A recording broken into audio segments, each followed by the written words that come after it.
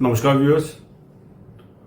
हम लोगों ने बहुत सारे डिस्कशंस किए आपके साथ, बहुत सारे टॉपिक्स को कवर किया और बहुत डिफिकल्ट टॉपिक्स को भी कवर किया, देश विदेश के टॉपिक्स को कवर किया।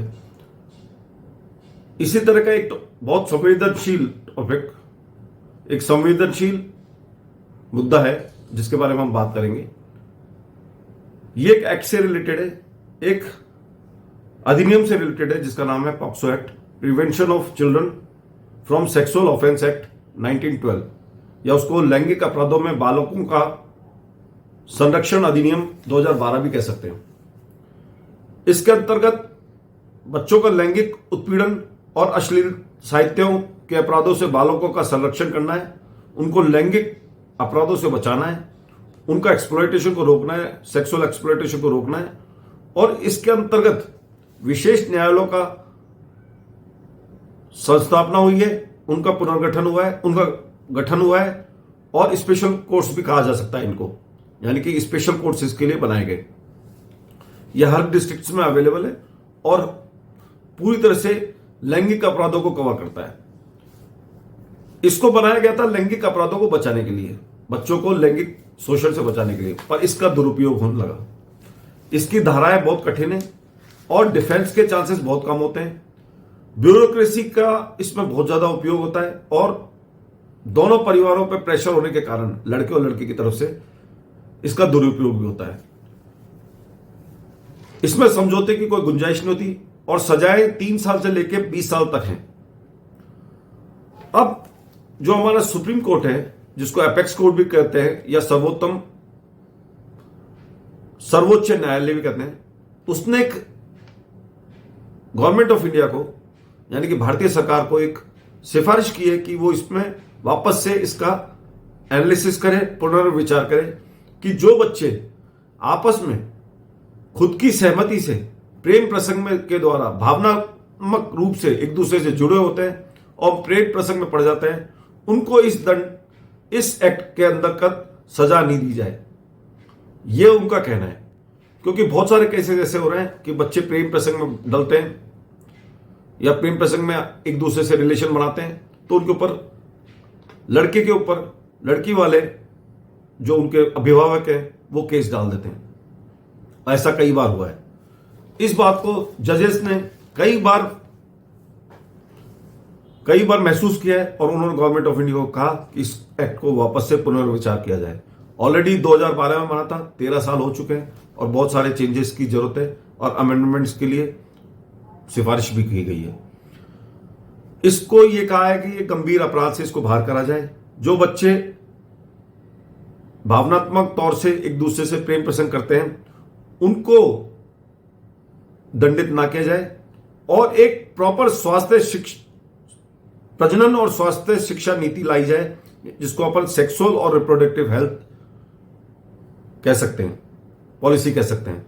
तो एक बहुत इंपॉर्टेंट सेक्सुअल और रिप्रोडक्टिव हेल्थ की पॉलिसी की जरूरत है। यह गवर्नमेंट ऑफ इंडिया को एपेक्स कोर्ट ने कहा, सर्वोच्च न्यायालय ने कहा।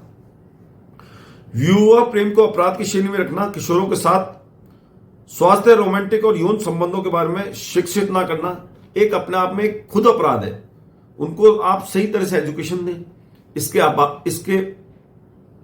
बारे में बताएं।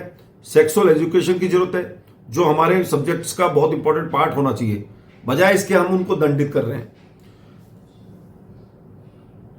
बहुत सारे इतिहास हमारा भरा पड़ा है प्रेम प्रसंगों से, जिसमें लोगों ने प्रेम प्रसंग किए इसी दौरान 18 साल से उम्र में नीचे, और उनका नाम आज तक भी मशहूर है। तो इन प्रेम प्रसंगों में डले हुए, प्यार में पड़े हुए किशोरों को, जिनको विकासात्मक आवश्यकता की जरूरत है, उनको दंडित नहीं करना चाहिए बल्कि एजुकेट करना चाहिए। उनको जो अतरंगता और भावनात्मक तौर से बंधन में खोज रहे होते हैं, यानी कि एक दूसरे से भावनात्मक व्यवहार खोज रहे होते हैं और प्रेम प्रसंग को खोज रहे होते हैं, उनको हम दंडित कर दें। यह अपने आप में एक बड़ा अजीब सा, एक संकुचित दायरे में आ सकता है और दमित सोसाइटी कहा जा सकता है। दमित सोसाइटी मतलब सप्रेस सोसाइटी कहा जा सकता है, एक ओल्ड कस्टम वाली सोसाइटी को कहा जा सकता है। और प्रेम प्रसंग में करना एक मेंटली एक हेल्दी बॉडी को माना जा सकता है, उसको एक वह विचार नहीं माना जा सकता, उसको एक पॉजिटिव पार्ट माना जा सकता है। ये हमारे हेल्थ के लिए, साइकोलॉजी के लिए, मेंटल हेल्थ के लिए बहुत जरूरी होता है। अगर ये नहीं है तो एक आदमी रोबोट बन के रह जाएगा, एक मशीन बन के रह जाएगा और अवसाद से भरा रहेगा। पॉक्सो नियम का मकसद क्या था? शोषण से बचाना, यही मकसद था। और इसमें कोई आपस में, दोनों परिवार आपस में समझौता नहीं कर सकते, बिल्कुल भी इसमें अलाउड नहीं है। सजा का प्रावधान बहुत लंबा है, 3 से लेकर 20 साल तक का है। पॉक्सो के जो अनुपात हैं, जो दंडों के अनुपात हैं, मामले जो हैं, केसेस जो हैं, वो अनुपात बढ़ता जा रहा है दिन पर दिन। असंतुष्ट परिवार हैं, माता पिता पे पालन पोषण का बहुत ज्यादा बोझ है, सोसाइटी का भी बहुत तगड़ा प्रेशर है। सब लोग इसको अपनी ईगो से जोड़ लेते हैं और कस्टम से जोड़ लेते हैं और किसी तरह से दूसरे को नुकसान पहुंचाने की कोशिश करते हैं,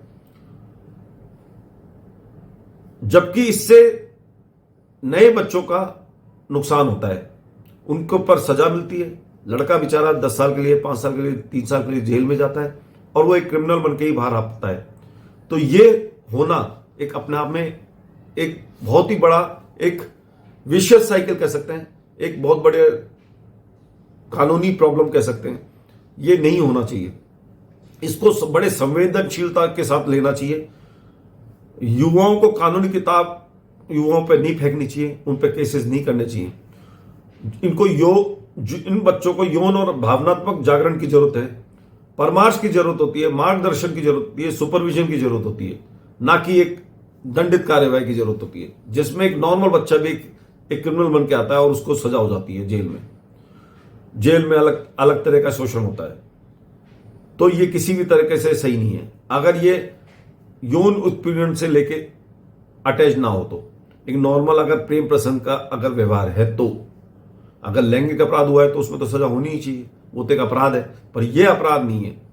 तो ये इन चीज को बाइफरकेट करना, इस चीज को अलग करना, प्रेम प्रसंग को एक सेक्सुअल अब्यूज से अलग करना बहुत जरूरी है। इसी बात की सुप्रीम कोर्ट ने, एपेक्स कोर्ट ने गवर्नमेंट ऑफ इंडिया को सिफारिश करी है। नौकरशाही की तो कयावत की है कि नौकरशाही तो होनी नहीं चाहिए, जिसमें इसमें इतनी ज्यादा ब्यूरोक्रेसी इन्वॉल्व है, पुलिस इन्वॉल्व है, अलग अलग तरह की ऑर्गेनाइजेशन इन्वॉल्व हैं, विमेन और चिल्ड्रन के जो जितने भी ऑर्गेनाइजेशन है वो इन्वॉल्व है। इतना ब्यूरोक्रेसी होने के बाद तो मामले का सत्यानाश ही हो जाता है और बच्चे का तो बिल्कुल ही हालत खराब हो जाती है। उसमें कोई वो सोचता है कि मैंने क्या अपराध कर लिया जिंदगी में, एक प्रेम कर लिया तो इस तरह की बात है। एक अच्छी सेक्सुअल और हेल्थ एजुकेशन होनी चाहिए, एजुकेशन पॉलिसी होनी चाहिए, sexual and health education policy होनी चाहिए, जो भारत को बहुत जरूरी है। ये पहले भी हुआ करती थी, थोड़ा बहुत समझाया करता था, बैड टच गुड टच। तो इस तरीके की एजुकेशन पॉलिसी अगर होगी तो भारत का उत्थान होगा, सोसाइटी का उत्थान होगा, भारतवर्ष एक अच्छा देश बनेगा और युवकों या युवतियों उनका पूरा तरह से मेंटल स्टेटस का डेवलपमेंट होगा, वो आधे अधूरे नहीं रहेंगे और प्रोग्रेस होगी। इसी के साथ मैं क्लोज करता हूं, एक और टॉपिक को साथ लाता हूं। आपने पितृसत्ता और स्त्री द्वेष के बहुत सारे प्रसंग सुने होंगे। हमारे सोसाइटी में बहुत सारे इस तरह के प्रसंग मिलते हैं, आस पड़ोस में भी मिलते हैं। दूसरी तरफ हम लोग सुप्रीम कोर्ट को या जो हमारा सबसे बड़ा न्यायालय एपेक्स कोर्ट है उसको मंदिर के समान मानते हैं। उनके जो भी डिसीजंस होते हैं या उनका जो भी डिसीजंस फॉलो किए जाते हैं वो अपने आप में सोसाइटी को मार्गदर्शन करते हैं और उसको बहुत सालों तक एक प्रेसिडेंट्स के फॉर्म में, यानी कि एक उदाहरण के तौर में, एक नाजिर के तौर में फॉलो किया जाता है। पिछले हफ्ते एक केस हुआ जिसमें एक लेडी का रेप हुआ। एक 23 साल के लड़के ने, ये लेडी थी, ये महिला थी 40 साल की, और उसके साथ 23 साल के लड़के ने रेप किया, जबरन वसूली की और ब्लैकमेल किया। ये केस नीचे के न्यायालय से होता हुआ ऊपर तक गया, सुप्रीम कोर्ट तक गया। पुलिस को लगा कि ये वाकई में एक प्रॉपर केस बनता है, प्राइमा फेसी प्रॉपर केस बनता है। उन्होंने इसकी एफआईआर भी लॉन्च करी, उसमें उन्होंने कोई कोताही नहीं बरती। 2 जजेस थे, माननीय सतीश शर्मा जी, चंद शर्मा जी और बीवी नागरत्ना जी। उन्होंने महिला के विपक्ष में डिसीजन दिया। अब जो उन्होंने जो स्टेटमेंट्स दिए वो बड़े निंदनीय थे, जो सोसाइटी को समझ में नहीं आए। उन्होंने एक तरफ कहा कि महिला बच्ची नहीं थी जो रेप हो गया, दूसरा उन्होंने बोला कि एक हाथ से ताली नहीं बजती, दोनों हाथों से तालियां बजती हैं। यह अपने आप में एक निंदनीय है। हम और क्रिटिसिज्म के योग्य है। हमारी सोसाइटी डेवलप सोसाइटी है, हम एक बढ़ते हुए देश है और एपेक्स कोर्ट को, सुप्रीम कोर्ट को एक मंदिर मानते हैं और सुप्रीम कोर्ट हमारी सोसाइटी को मार्गदर्शन देता है। इस तरह के स्टेटमेंट्स इसके पद को नीचे पहुंचाते हैं और इसका विरोध होता है। यही हम कहना चाहते हैं और इसी के साथ अपना वीडियो क्लोज करना चाहते हैं। हमारे चैनल को सब्सक्राइब करें, नोटिफिकेशन बेल को अगर आप नए हैं तो जरूर दबाएं। किसी तरह का कोई कमेंट देने से ना पीछे हटे। अच्छा या बुरा स्टेटमेंट जो भी है जैसा भी आपको लगता है आप लिखिए, कमेंट करिए। कोई हमारी गलत बात है तो उसको जरूर बताएं। बहुत बहुत धन्यवाद।